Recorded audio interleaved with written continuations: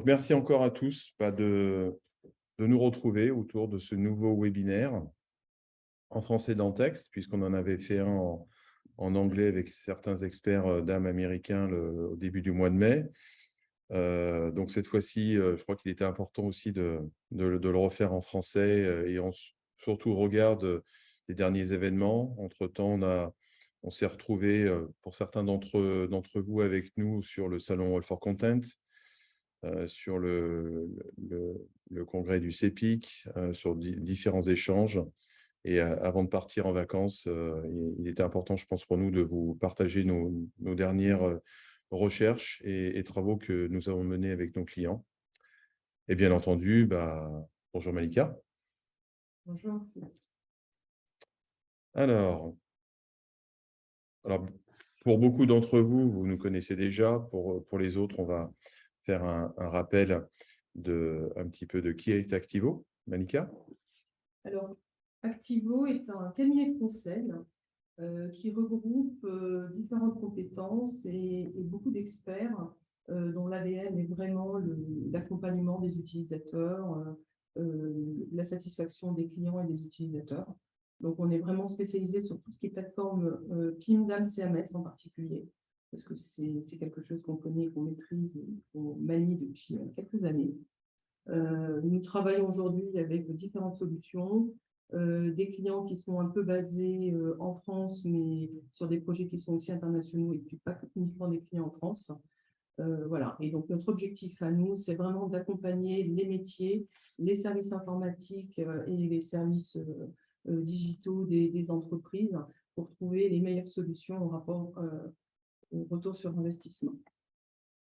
Nous travaillons avec qui? Alors justement, on a différents profils de clients. On n'est pas spécialisé sur un secteur en particulier. En revanche, on maîtrise différents types de projets et on travaille avec des grandes marques, on travaille avec des entreprises dans le luxe, dans la grande distribution, dans des agences de com, dans des agences photo et tout ce qui tourne aussi autour du packaging.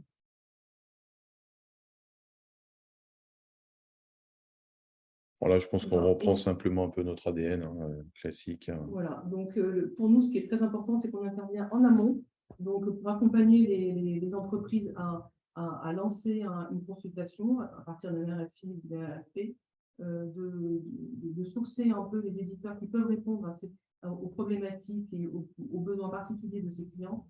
Et on va jusqu'à la mise en œuvre des solutions, de la solution qui aura été choisie par le client, par les utilisateurs, après l'appel d'offres.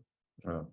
Et bien entendu, avec toujours une approche agnostique, puisque, comme on le verra, des solutions, il y en a un certain nombre sur le marché et qu'on est parfaitement convaincu du fait que, bien entendu, il y a de la place pour tout le monde, donc ça, c'est bon pour tous les éditeurs, mais que chaque client ait son histoire et qu'il n'y a pas une solution qui va répondre à tous les besoins. Donc, agnosticité et bien en même temps, une approche très pragmatique aujourd'hui, comme le précisait Malika. Un petit tour d'horizon un petit peu des clients avec qui nous travaillons, Malika. Voilà, alors pour ceux qui nous connaissent, on a effectivement chacun de notre côté une vingtaine d'années d'expérience dans des solutions d'armes, donc ça fait à peu près un petit moment qu'on travaille avec un certain nombre d'entreprises qui continuent de nous faire confiance, et ça c'est vraiment un grand honneur pour nous, puisqu'on continue d'accompagner des secteurs, des clients, donc ce que je disais tout à l'heure, dans différents secteurs d'activité. Donc on retrouve un peu des clients historiques autour des agences photo, des administrations, du retail, du luxe. Voilà, donc cette année, la liste que vous voyez, c'est les 1 an et demi d'Activo sur de vrais projets d'AM, PIM et CMS et qui continuent de fonctionner. Alors là, maintenant, je vais enchaîner quelques slides juste pour reprendre un petit peu certaines tendances du marché. On va aller assez vite parce que je pense que la plupart d'entre vous qui ont pu nous suivre, notamment sur All for Content, vous avez déjà pu les voir, ou sur notre plateforme TV. Bien entendu que la transformation digitale, elle s'est, comme tout le monde le sait, fortement accélérée avec la pandémie. Maintenant, il reste toujours à faire, notamment dans notre cher pays national, c'est-à-dire que les prises de décision, on va dire la vision, sont des choses qui qui sont acquises, qui sont décidées, mais qui peuvent mettre un certain temps à se mettre en place. Et nous, on rencontre beaucoup de clients qui ne sont pas forcément sourcés justement pour démarrer cette transformation, quel que soit finalement le type de technologie. Maintenant, je pense que tout le monde est convaincu de ce fait. Mais c'est bien de le constater, mais c'est aussi bien de le faire. Bien entendu, sur ces 2-3 dernières années, et tout ça, c'est relatif notamment à la position du DAM. Aujourd'hui, l'ensemble des chiffres du e-commerce, que ça soit notamment publié par la FEVAD, et on vous conseille, on vous partagera bien sûr les présentations, vous pourrez retrouver le lien direct, mais je regarde encore hier soir les 6 premiers mois de 2022, bon, on est toujours sur cette même constante. On est un peu revenu un petit peu sur des chiffres d'augmentation du e-commerce autour des 14-15%. Bon, c'est vrai qu'avec l'inflation, le contexte géopolitique, il y a une légère baisse en début d'année. Maintenant, on a franchi un net cap là, sur les 2 dernières années versus la crise, avec des augmentations de 30% et plus de 70% chez les anglo-saxons. En tout cas, tout ça met en évidence ce besoin d'expérience utilisateur, ce besoin d'image, ce besoin d'information, ce besoin de mise en avant des produits pour satisfaire, bien entendu, pour diffuser les produits de la marque et satisfaire les clients. Alors, autre point qui est très intéressant, bien entendu, quand on parle e-commerce, on parle souvent d'Amazon, mais ce n'est pas qu'Amazon, c'est Discount, c'est un certain nombre aussi de plateformes françaises, ou même la Fnac, hein, typiquement. Et aujourd'hui, finalement, beaucoup d'acteurs se lancent dans ce marché-là pour contrer Amazon à travers des marketplaces. Et on a le privilège en France d'avoir sans doute une des meilleures plateformes avec Miracle, hein, qui fait partie je crois, des 27e ou 28e licornes, puisque c'est un petit peu augmenté depuis ce début d'année, et qui est aujourd'hui devenu un peu une référence et un standard. Et comme le montrent ces chiffres, de plus en plus, les clients vont se tourner vers ces plateformes justement pour la mise en vente de produits de différentes marques. Et ces plateformes-là sont devenues incontournables, tellement incontournables qu'aujourd'hui, elles ont même tendance à être un petit peu par-dessus les systèmes classiques DAM, PIM, CMS, et on verra comment en fait. Voilà.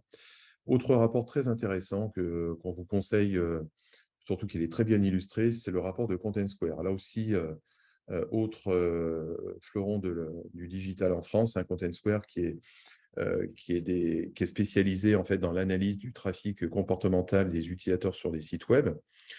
Et alors les graphes, alors sans rentrer dans le détail, nous montrent que pour tout ce qui est mode et puis articles électroniques, on a eu un pic extraordinaire de connexion en novembre 2021.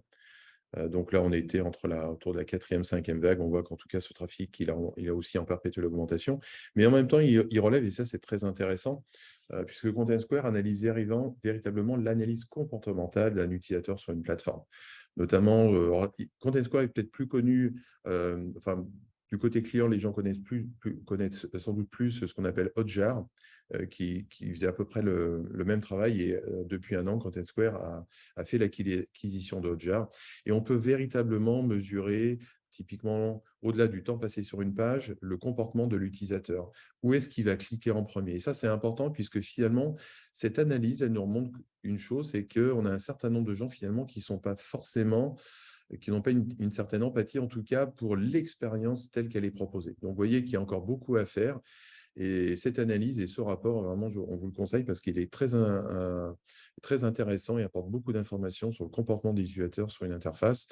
Ça, c'est un rapport, bien entendu, que vous connaissez, vous en avez déjà partagé un certain nombre de fois, qui a été… alors, à l'époque, c'était Nuxeo, maintenant, c'est Island Nuxeo, mais un très bon rapport de Nuxeo sur le besoin d'image. Et en fait, le besoin d'image s'est indiqué autour des différents canaux de communication. Donc, l'image et la vidéo sont bien entendu au cœur des problématiques. Donc, du coup, Malika, les bénéfices du DAM. Je rajouterai l'image et la vidéo pour communiquer au niveau de l'entreprise. On va aussi émerger de plus en plus aussi les objets 3D. En fait. Quand on parle vraiment de la partie e-commerce, sur la partie purement communication entre l'entreprise, peut-être un peu moins sur la partie e-commerce. On va avoir bientôt une colonne en plus sur les objets 3D.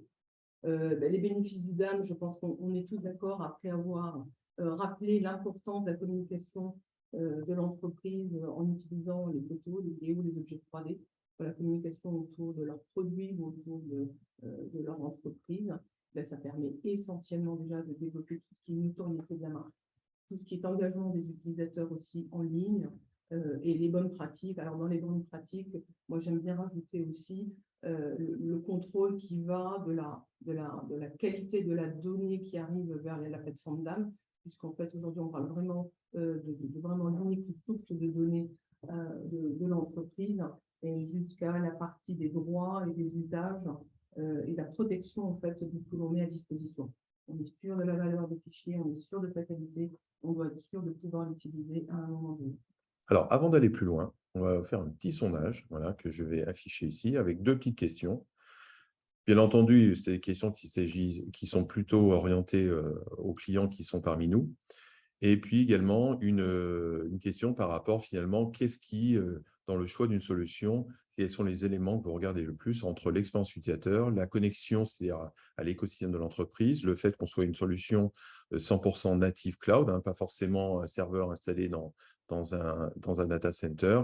Et puis, on a rajouté une spécification d'une feature un peu autour de la gestion de workflow. Donc, je vais lancer voilà, le sondage et vous avez là une trentaine de secondes pour répondre.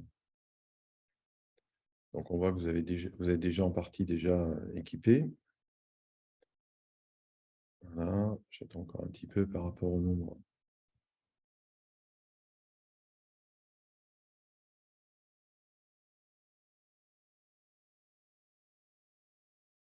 Alors, donc, globalement, ce qui ressort, c'est que vous êtes en partie déjà équipé d'une solution de DAM. Donc, ça, c'est plutôt une bonne chose et on a donc de l'expertise avec nous ce jour. Parmi les éléments qui reviennent, donc, bon, sans trop de surprise, c'est l'expérience utilisateur à plus de 70%, 50% l'écosystème, voilà, et puis la gestion de workflow qui arrive en troisième position, un peu moins de 50%. Donc, bah, tout ça, c'est merci de votre retour. Voilà.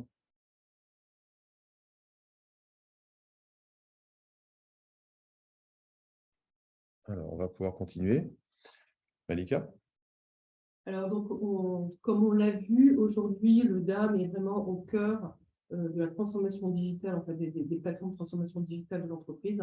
Donc, le DAM va communiquer avec toutes les autres applications de l'entreprise. Alors, les plus grandes, évidemment, quand on va parler, en fait, produits, retail, etc., ça va être la partie PIM, où il va y avoir un lien très fort entre le DAM et le PIM pour échanger des données vers le DAM et des médias et des assets vers le PIM, qui, lui, va communiquer avec toutes les plateformes, tous les sites de commerce et de distribution en ligne. Le contenu du DAM dont on a parlé tout à l'heure, c'est la validation de ce contenu à travers des outils de workflow, à travers le contenu qui est alimenté par des documentalistes, qui est supervisé avec des DAM managers. Et bien entendu, entre le PIM et le DAM, il y a également la partie en amont, sur toute la partie production des contenus, la définition des produits et les studios qui vont produire ces différents contenus. Donc, on est vraiment sur un schéma d'un écosystème qui est de plus en plus riche et de plus en plus complexe et qu'on essaye en fait dans nos rôles de rendre simple pour les utilisateurs, puisqu'après tout, vous l'avez décidé, c'est vraiment aussi cette expérience utilisateur qui prend le dessus. Ouais. Et on voit bien qu'ici, on a bien mis en évidence deux systèmes différents. Le DAM d'un côté qui gère les documents, le PIM qui gère les produits. C'est vrai que ça peut, sur le marché aujourd'hui, on le verra, un certain nombre de solutions font DAM, PIM intégrés.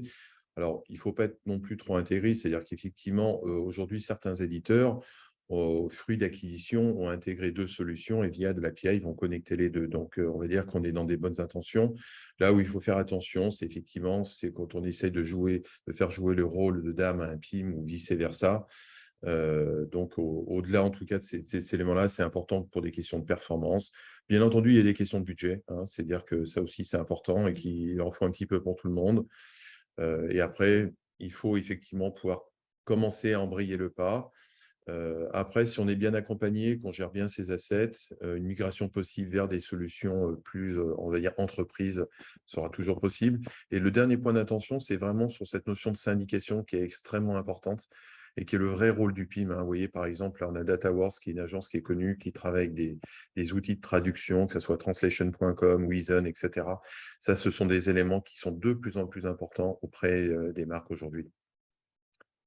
Et enfin, notre fameux schéma, qui n'est pas notre schéma, puisque c'est celui d'Akeneo, mais en tout cas Qui Malika. redit, oui, c'est un schéma, c'est le schéma d'Acanio, qui redit exactement aussi la même chose que tout à l'heure, c'est-à-dire qu'il y a vraiment une intersection, en fait, hein, et des échanges très forts entre le MDM, le PIM et le DAM au niveau des entreprises. Alors, je rebondis tout à l'heure sur ce que disait Frédéric, c'est-à-dire que c'est vrai qu'on dimensionne, en fait, hein, ces schémas et ces liens en fonction des besoins des clients, du nombre de produits, du nombre d'assets qui sont contenus, mais là, on voit clairement que tout s'interface, si ce n'est que effectivement la source unique de médias au niveau de l'ensemble de ces plateformes-là reste le DAM. C'est le DAM dans lequel on va déverser les éléments, les médias, et qui vont ensuite remonter sur le PIM, qui vont s'interfacer, qui vont être publiés sur les différentes applications de publication, sites e-commerce et sites Internet, tout simplement. Euh, sur les données au niveau d'MDM, ça aussi, sur ces schémas, il y a des liens qu'on peut avoir entre les trois. Euh, on peut rencontrer plusieurs cas. On peut avoir des liens directs en fait, entre les données qui viennent du MDM sans passer par le PIM et qui arrivent au niveau du DAM ou qui passent par le PIM. Donc tout ça, ce sont des cas particuliers, ce sont différents usages qu'on peut retrouver dans les entreprises en fonction de comment dimensionner les équipes en interne, quel est le flux qui a été mis en place. Donc il n'y a pas forcément un ordre précis, mais le PIM, c'est pour le produit, le DAM pour les médias. Voilà. En tout cas, c'est un schéma qui est une parfaite représentation de ce que nous, on vit au quotidien depuis déjà maintenant quelques années. Voilà. Voilà. Et puis, et en vérifiant, puisque Akeneo a fait son unlock au mois de mars, ils ne l'ont pas trop changé, donc c'est qu'a priori, ils le considèrent aussi comme une bonne source. Alors, je reviendrai aussi finalement sur un autre point, puisqu'on parle de documents, de fichiers, de vidéos, 3D, de photos, mais bien entendu, ce qui est en jeu, c'est la donnée. Et la donnée aujourd'hui, c'est loin d'être facile d'être maîtrisé. C'est pour ça que ce qui est très intéressant dans nos écosystèmes, on a de plus en plus un certain nombre d'acteurs, comme Snowflake, hein, pareil, qui est aussi une société française qui est en pleine explosion à ce niveau aussi, et qui réussit finalement à fournir un service cloud d'ETL extrêmement intelligent pour pouvoir mapper de la donnée, mais tout ça fruit de connexions natives avec tout ce qui peut être service cloud, ce qu'on appelle des microservices, qui soient chez AWS, qui soient chez Microsoft Azure ou chez Google Cloud. Là aussi, c'est important de pouvoir, suivant les marchés, on sait qu'en France, on a plutôt une appétence sur les plateformes Azure Microsoft que AWS. En Allemagne, on est plutôt sur AWS et Google commence seulement un petit peu à pointer dans tout ce qui est grande distribution. En tout cas, ce schéma et cette technologie, de plus en plus, vous la verrez, et bien entendu, ce sont aussi des gens qui sont de plus en plus intégrés avec tout ce qui est CRM, Salesforce, donc, qui sont les futurs acteurs de demain. Et en exemple, finalement, pour montrer l'importance du DAM au cœur de toute cette supply chain et de toute cette gestion d'information, on a pris 3 exemples. 2 exemples avec 2 éditeurs de PIM. L'un qui est Quable, qui est un éditeur français de PIM, assez jeune, hein, qui a même pas une dizaine d'années. Mais vous voyez qu'en même pas 10 ans, à partir du moment où il y a une stratégie, une vision, facilement, on va être capable de s'intégrer à un ensemble d'écosystèmes qui sont juste le reflet de ce que l'on vient de dire et de voir précédemment, hein. C'est-à-dire que depuis la data commerciale, depuis les différentes sources de contenu et la capacité de syndiquer dans les différents canaux. Alors, on a le cas de Quable. Alors, à nouveau, on a le cas d'Akeneo qui a un petit peu plus d'expérience, mais bon, guère plus, puisque finalement, Akeneo a à peine une dizaine d'années. Et là aussi, vous voyez que le DAM est présent et au fil des projets, on va retrouver de plus en plus des connecteurs, un certain nombre de DAM qui, à un moment donné, lors d'une décision d'investissement, d'achat, finissent quand même par faire la différence. Bien entendu, beaucoup d'éditeurs vont vous dire, bah, nous, on a des API, c'est très bien. Sachez quand même que le développement d'un connecteur, en particulier avec un PIM, tout est possible, hein, bien entendu. On peut aussi aller sur la Lune. Maintenant, le chemin le plus court, et notamment en termes de retour sur investissement, c'est quand le connecteur est partiellement, en tout cas, disponible afin de faciliter les échanges de données. Autre point aussi, on n'oublie pas aussi tout ce qui est print, hein, puisque vous voyez aussi Akeneo notamment un très fort marché, depuis les marketplaces jusqu'au tout ce qui est syndication avec des éléments de print ou des gens comme chez ProductSup aussi qui vont aussi faciliter la connexion avec des plateformes telles que Amazon ou autres. Et enfin, dernier, avec un éditeur de CMS, Malika. Alors, on a parlé de PIM DAM en disant le PIM, c'est le PIM et le DAM, c'est le DAM. Le DAM, aujourd'hui aussi, s'interface évidemment de plus en plus avec directement des CMS. L'objectif aujourd'hui, et puis un peu selon nos expériences actuelles, hein, c'est de dire on fait un peu le tour dans l'entreprise et on fait en sorte que ce DAM soit le référentiel des médias de l'entreprise. Les utilisateurs vont jouer le jeu, oui, mais ils auront aussi besoin de dire si on passe par le DAM, on permet et on ouvre le DAM avec le CMS pour s'occuper et traiter les médias une fois pour toutes. Et donc aujourd'hui, Core Media est aussi donc un éditeur de CMS sur un peu les générations de CMS Business, de manière à proposer en fait des différentes expériences utilisateurs plutôt personnalisées. Et c'est également un outil, alors on le voit aussi clairement comme pour les schémas précédents, avec une ouverture vers les plateformes d'âme en amont pour pouvoir alimenter et traiter les documents et avoir de l'intelligence artificielle à côté pour pouvoir compléter en fait l'indexation, les médias, etc. Et évidemment, en tant que CMS, pouvoir fournir des sites personnalisés différents, multilangues, et puis une partie en lien aussi avec tout ce qui est plateforme de commerce. Et donc, tout ça nous amène finalement à ce qu'on appelle l'architecture Mac pour microservices, API, Cloud et Headless, hein, pour l'acronyme. Donc, vous allez me dire, c'en est un de plus. Mais globalement, on est véritablement orienté autour de ce type d'architecture afin d'offrir un maximum de performance, de flexibilité et afin de servir finalement la donnée dans l'ensemble de l'écosystème de la marque. Voilà. Alors, bien entendu, on a parlé beaucoup de grandes distributions, de marques à différentes échelles suivant vos besoins. Là, lorsqu'on a juste besoin de gérer des photos, tout ça peut vous paraître peut-être un petit peu éloigné. Mais en tout cas, tout ça vous montre une chose qui est, en tout cas, qui transparaît à travers ce graphique, c'est que finalement, le DAM est quand même la fondation à un moment donné pour supporter les assets. Maintenant, suivant les ambitions, suivant la vision et la stratégie, on aura cette capacité à rajouter un certain nombre de briques, un petit peu en mode de Lego. Mais en tout cas, il faut bien vérifier qu'effectivement, l'ensemble de ces solutions puissent répondre à ce type de modèle. Maintenant, avant de revenir à l'essentiel de ce que fait le DAM, on aime bien quand même rappeler ce graphique de chez Mulsoft. Alors pourquoi? Puisque tous les 2 ans, en fait, Mulsoft interroge un certain plus de 3000 clients sur quels sont les enjeux majeurs pour vous en termes d'investissement technologie et quels sont vos points, en tout cas, d'attention. Et bien entendu, la sécurité revient très largement en tête, alors pour différentes raisons, et notamment un petit peu dû à l'architecture telle que l'on peut la connaître, puisque effectivement, aujourd'hui, la plupart des architectures modernes que l'on peut voir, dont ce qu'on appelle des fronts, en tout cas des portails clients, sont servis par ce qu'on appelle des web services, donc par les API, qui ne sont pas sans, on va dire, sans poser de problématiques de sécurité. Et c'est vrai que c'est un très gros travail de la part des éditeurs d'être capable de mêler ce qu'on appelle des fronts, des backs ou alors des interfaces unifiées.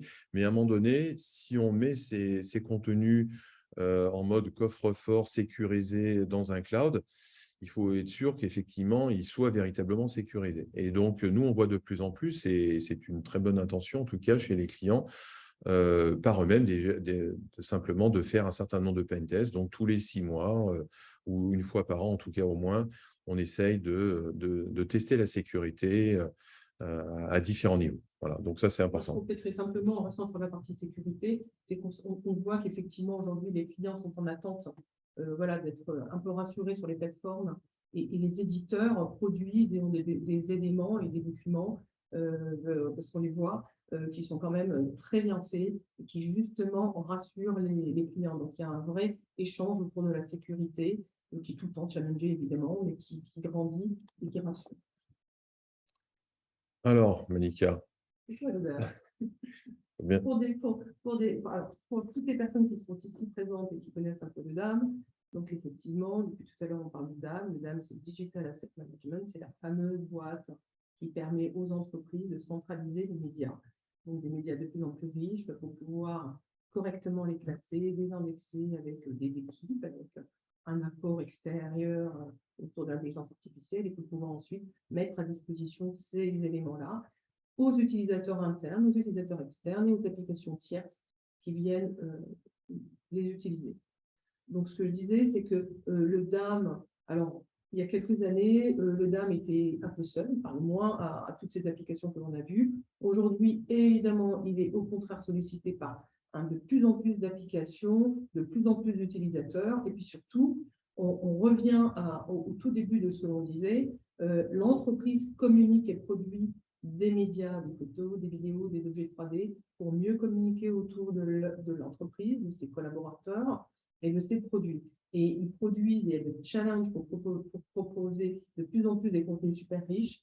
Et donc, il faut arriver à un moment donné à centraliser ces contenus, à les accepter, à les intégrer, à créer les fameuses renditions, les fameuses transformations qui vont servir à retrouver ces éléments-là, à les consulter et à les redistribuer sur des applications tierces, sur des sites web, sur des applications mobiles, les imprimer, les réseaux sociaux, etc. Donc, voilà un peu le cycle de vie que permet aujourd'hui le DAM.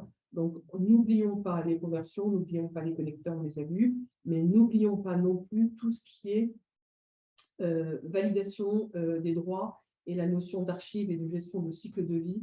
Je rencontre souvent aussi des applications aujourd'hui où on est heureux parce qu'on a mis en place une solution, on est heureux, on voit des utilisateurs l'alimenter, utiliser, et la partie archive n'est pas toujours mise en œuvre dès le départ.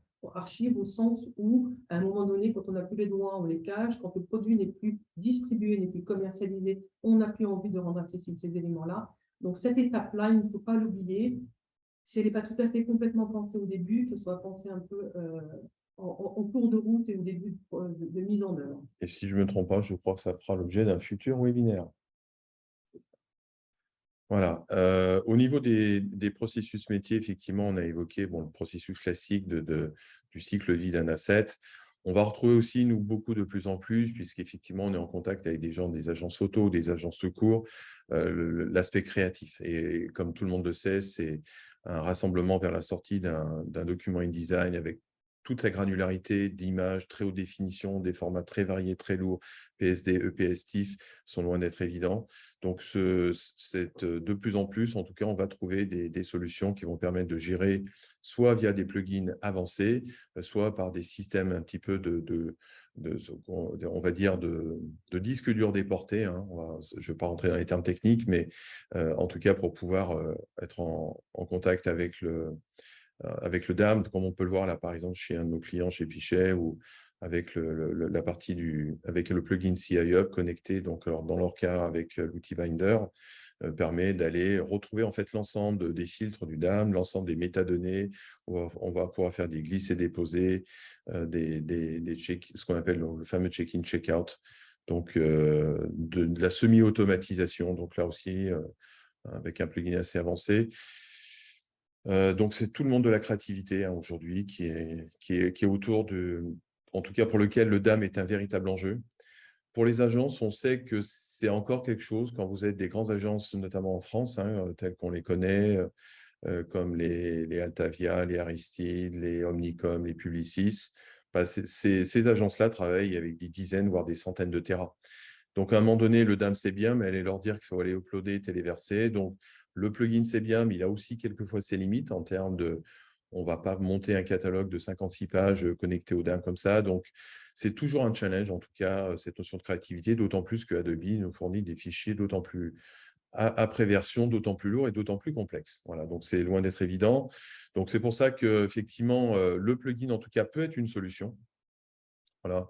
Et c'est ce que propose, par exemple, la société allemande CI Hub, qui aujourd'hui a pratiquement une trentaine de solutions DAM, PIM connectées. Et surtout, ce qui est intéressant dans leurs solutions, c'est qu'à travers le même plugin, on va pouvoir être connecté à Adobe Stock, à un Shutterstock, à un Dropbox.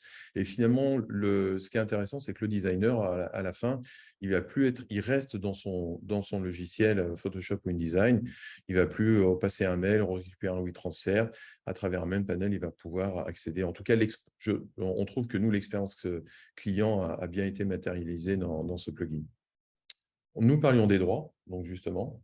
Malika? Alors oui, effectivement, ma fameuse phrase nos contrats, nos photos, c'est très important. Les solutions d'âme permettent aujourd'hui justement aux entreprises d'intégrer facilement des process pour alimenter et donc déposer des médias et permettre aux utilisateurs ou aux applications de venir chercher. Donc c'est très bien. C'est très bien quand on fait attention à ce qu'on y met et quels sont les droits et comment on peut redistribuer et diffuser ces éléments-là.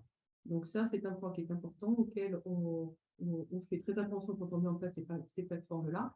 Donc les solutions d'âme aujourd'hui permettent de le faire. On a les IPTC, on a des métadonnées qui correspondent à cela. On a des outils comme Fadel qui permettent aussi de se rajouter sur une solution d'âme et de permettre de diffuser des éléments au regard des droits, des égéries, des territoires. Mais on a une solution aussi qu'on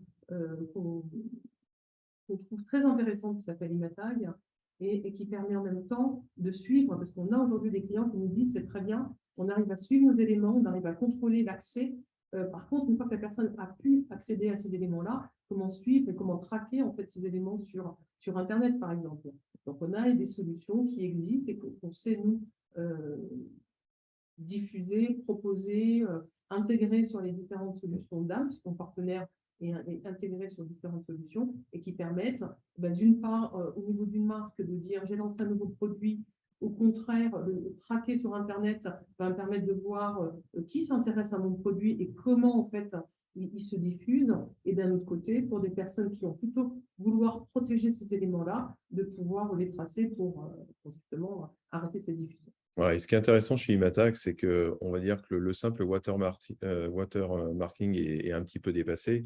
La technologie va jouer sur des inversions de 3 pixels. Imaginez 3 pixels dans une soupe de pixels d'une image qui peut en faire 2000 par 3000. Et même en compressant l'image, notamment pour les réseaux sociaux, et on peut tomber sur des… Et en croppant, en fait, on va avoir cette capacité de retrouver les assets. Bien entendu, il faut qu'ils soient monitorés, hein, c'est-à-dire que Imatag en fait, fait ce qu'on appelle du web scraping en permanence pour retrouver, mais très rapidement, ils vont pouvoir faire le lien entre les assets sortis du DAM et utilisés de façon, de façon non légale. Et pour information, ils ont quand même signé l'AFP il y a 2 mois, qui gère accessoirement près de 10 millions de photos par jour. Voilà. Donc, bien entendu, au-delà des projets d'âme, ce qui est important, c'est tout ce qui va être géré autour de la gestion de projet. Et quelle que soit la technologie finalement qu'on utilise, bien entendu, et vous le savez tous, et ça, c'est véritablement notre ADN, place d'abord aux gens qui sont les vrais acteurs de leur succès.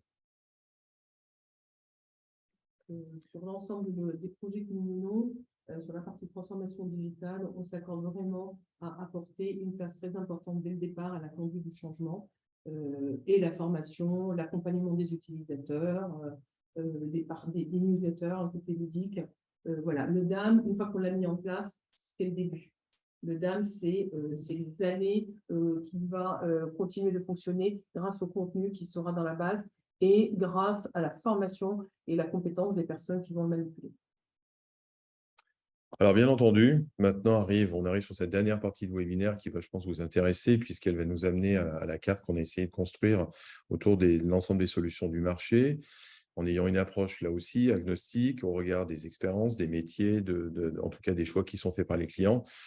Il y a un peu plus d'un mois, comme chaque année, hein, le Chief Martech, qui est un site assez connu, notamment alors, orienté uniquement anglo-saxon, mais qui est une librairie sans fin, en tout cas, d'articles, d'études et d'analyses finalement des besoins marketing et communication.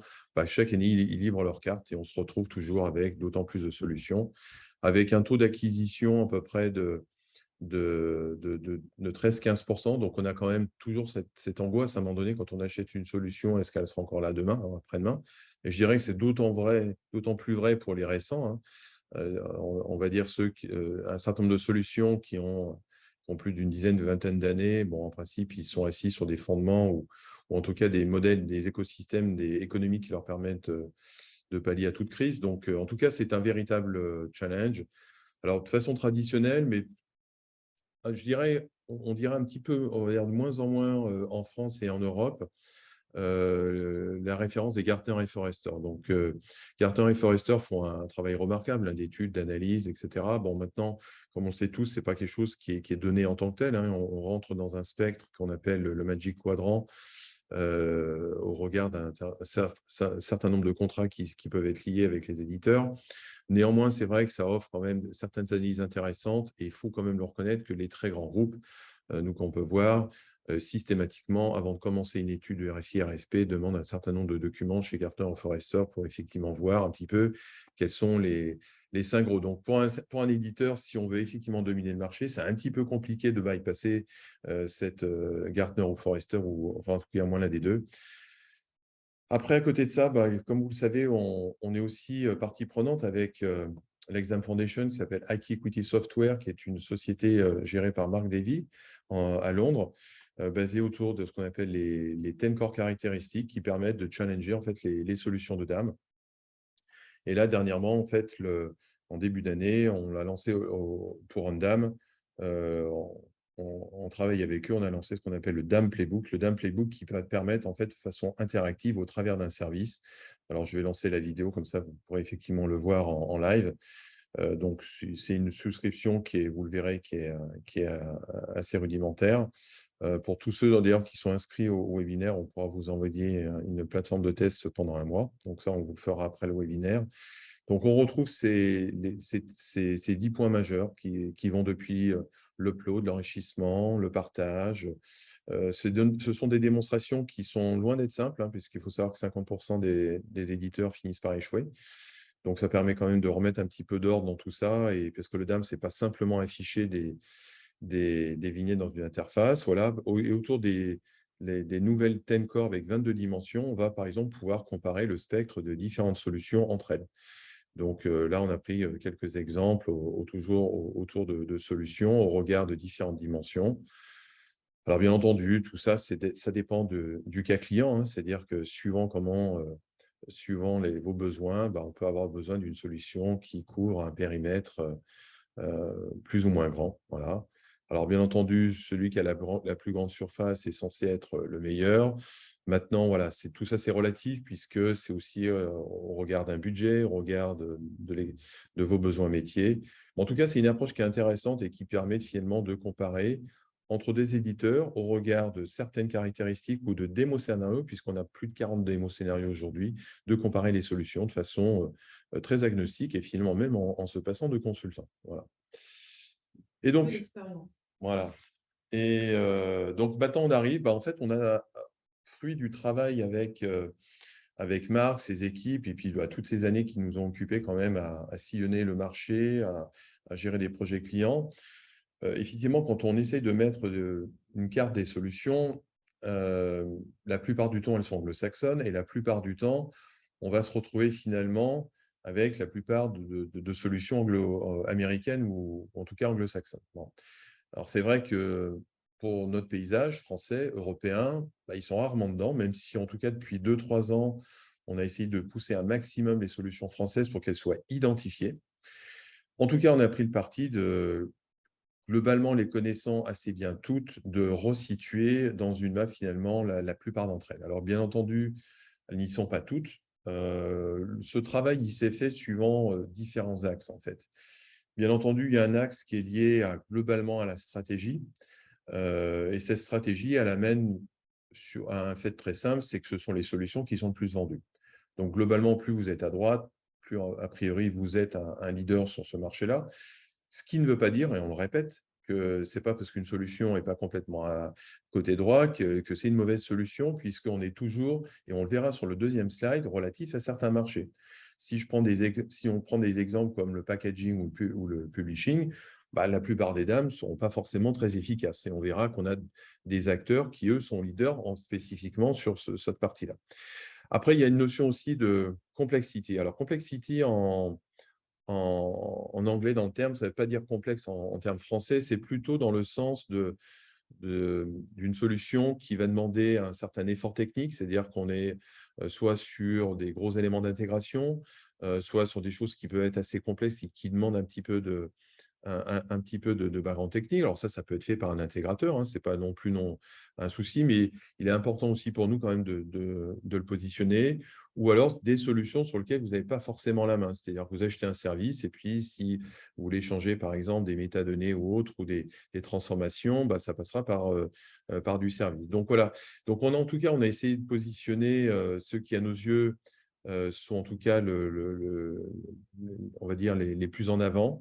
Et on retrouve, je pense, pour la première fois, un certain nombre d'acteurs. Je pense que même la plupart d'experts américains n'en connaissent pas la moitié, puisque alors c'est vrai que c'est un monde, comme vous l'avez vu, hein, qui est très compliqué, il y a beaucoup de solutions. Et en tout cas, dans tous les cas, c'est une marque qu'on va faire évoluer, parce qu'au fil des projets, on rencontre des solutions. Et je dirais qu'à un moment donné, ce qui est acquis n'est pas acquis non plus pour 10 ans.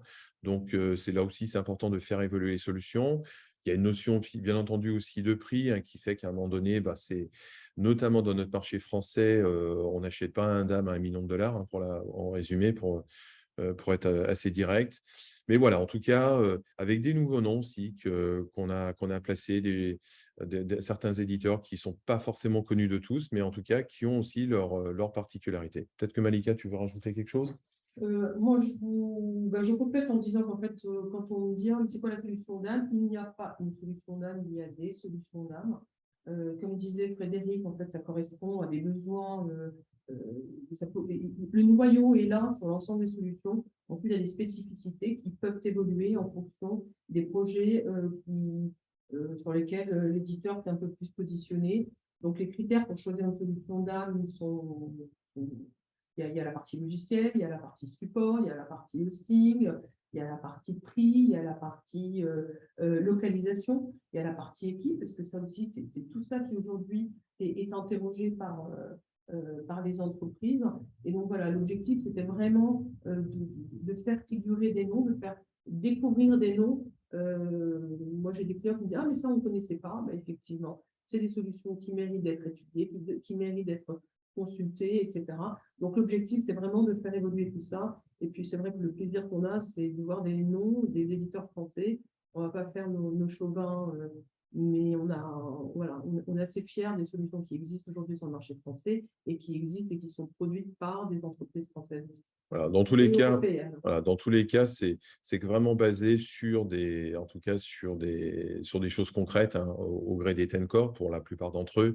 Et puis également sur des expériences que l'on a avec un certain nombre de clients, de tests qu'on peut faire quelquefois de temps en temps avec ces solutions, où là, on reprend des choses assez classiques, hein.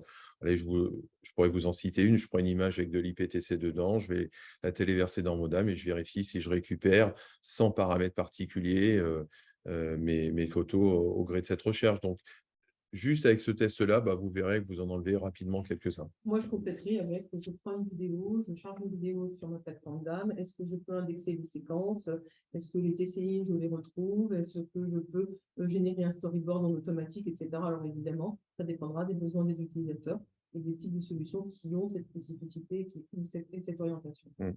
Après, bon, c'est une carte qui va évoluer au gré aussi des acquisitions. Il y a un petit peu plus d'un mois, on avait Picture Park, par exemple, qui faisait partie des solutions qui sont connues sur le marché, bah, qui vient d'être acheté par Photoware. Pas plus tard encore il y a quelques années, on avait un Webdam qui a été racheté par un Binder. On a Island qui a récupéré Nuxeo. Donc, vous voyez que c'est un marché qui est en mouvance et sur lequel, en tout cas, on prête attention. L'autre point aussi qui est intéressant, finalement, c'est ce qu'on disait, c'est de retrouver ces solutions, puisque dans certains types de métiers, elles peuvent être en tout cas possiblement leaders. Donc, j'ai évoqué le packaging, le publishing. Quand on dit le packaging, c'est quoi? Bah, aujourd'hui, gérer un PDF avec des pantônes, des transparences, etc. Bah, globalement, 95% des dames ne seront pas capables de le faire et on va retrouver des acteurs qui sont plus dédiés à la gestion de packaging parce que leur activité est tournée autour aussi bien du packaging ou du print comme le publishing également. Après, dans tout ce qui est brand management, communication marketing, grande distribution, bah, on va retrouver un certain nombre d'acteurs. Le côté dame entreprise souligne plutôt une architecture. On va être sur ce qu'on appelle des éléments technologiques plus complexes, plus chers, qui demandent de l'intégration. qui restent des bonnes solutions à l'échelle d'un groupe, hein, puisque aujourd'hui, quand on est par exemple un acteur du luxe ou de l'hospitalité, bah, la problématique, elle n'est pas la même que celle d'un musée ou d'un petit client qui veut gérer ou mettre en ligne des produits. On a toute cette notion de customer journée, d'analyse du trafic. On ne vous a pas parlé de CDP, Customer Data Platform, mais là aussi, des solutions type d'une entreprise sont capables de s'intégrer à ce type de choses. Voilà. Moi, je voudrais rajouter deux choses sur cette partie-là. En parlant de métier, il y a effectivement ensuite, et là on ne le voit pas, mais on a aussi cette problématique, alors on la retrouve peu, mais on la retrouve quand même autour de la commercialisation autour de plateformes équivalentes. Donc là, pour le coup, on est vraiment sur le métier des agences photo ou des entreprises audiovisuelles qui ont besoin de commercialiser leurs médias. Donc, quelles sont les solutions qui peuvent exister? Elles s'interfacent comment? Avant d'aller faire la commercialisation, il y a la gestion des utilisateurs et des pricing. Et puis, l'autre sujet que l'on retrouvera aussi sur un prochain webinaire, qui tourne autour des solutions d'âme, qui sont complètement orientées vers le métier patrimoine, archives, gestion de support physique, etc. Donc, on fait du DAM un peu partout. Donc, n'hésitez pas à poser des questions d'ici la fin de ce webinaire et dans tous les cas, vous pouvez nous interroger via le site Internet. Alors, bien entendu, on voulait aussi vous partager une initiative qu'on a décidé de lancer et dont nous avons parlé durant le salon All for Content. Malika? Alors, effectivement, durant le All for Content, on a annoncé en fait notre Activo Academy. Alors, qu'est-ce que Activo Academy? C'est centraliser une certaine connaissance et la partager avec des utilisateurs et des clients d'âme. Tout simplement, on a des éditeurs qui proposent des solutions, qui proposent leur module de formation, comment utiliser l'outil, et on s'aperçoit que quand nous, on intervient chez certains clients, on est vraiment sur des formations complémentaires sur les process métiers, sur comment embarquer des utilisateurs en interne de l'entreprise pour leur dire, ben, maintenant, vous allez vous occuper aussi du DAM, qui ne savent pas à l'aise, ils ne savent pas forcément ce que c'est. Donc, l'objectif, c'est justement d'apporter un peu de cette connaissance autour du DAM et de son écosystème dans les équipes DAM chez les clients. Voilà. Donc, c'est un service que nous allons lancer courant septembre. Donc, on vous tiendra informé au travers des newsletters, des réseaux sociaux. Notamment autour du modèle économique qui sera derrière. Mais en tout cas, c'est une grande partie des équipes d'Activo maintenant travaillent sur ce projet et finalement qui va suivre un fil rouge tout au long de l'année avec d'autant plus de contenu et qui va prendre le relais directement de Activo TV, qui était la chaîne YouTube, qui va rester bien entendu, puisqu'aujourd'hui on compte pratiquement 500 000 vues, on est à 2 millions de vues, on est à plusieurs milliers de followers. Mais au-delà de cette analytique, c'est surtout le bonheur partagé et de diffuser le contenu, avec aussi en perspective la notion de certification, c'est-à-dire autour de ce qu'on appelle le label de DAM Manager, typiquement. Donc, un certain nombre de travaux vont aussi être faits, et là aussi en collaboration avec des experts comme nous. Donc, la partie, bien entendu, où vous retrouvez pour l'instant l'ensemble des contenus de façon gratuite. De la même manière, vous retrouverez le webinaire d'ici demain en rediffusion. La partie blog, aujourd'hui, on compte quand même pas loin de 247 articles. Donc là aussi, vous allez vous retrouver globalement tous les 8 jours une analyse autour aussi bien de salons que nous avons pu assister, du lancement d'un webinaire ou d'un témoignage client. Enfin, et bien entendu, nous voilà de retour. Alors, en fin d'année dernière, on était très heureux d'avoir lancé OnDam, la première conférence 100% dédiée aux dames en tant que telles, en France, bien entendu. On sait qu'il y a un certain nombre de conférences qui se font aussi à travers le monde, et de par ce fait, nous étions partis effectivement de façon très aventureuse et courageuse sur le fait de pouvoir déployer en tout cas ce projet, notamment à Berlin et à Milan. Bon, comme vous le savez, début d'année a été un petit peu compliqué, notamment autour de février-mars, ce qui nous a entraîné quelques soucis un petit peu de logistique, notamment pour Berlin. Donc, comme l'idée de bien faire les choses, comme l'idée n'est pas non plus de remplacer la Dom Max en tant que telle, on reste Activo. Donc, nous avons pris, afin de bien organiser les choses, de reporter en tout cas le lancement de ces 2 événements à l'année prochaine.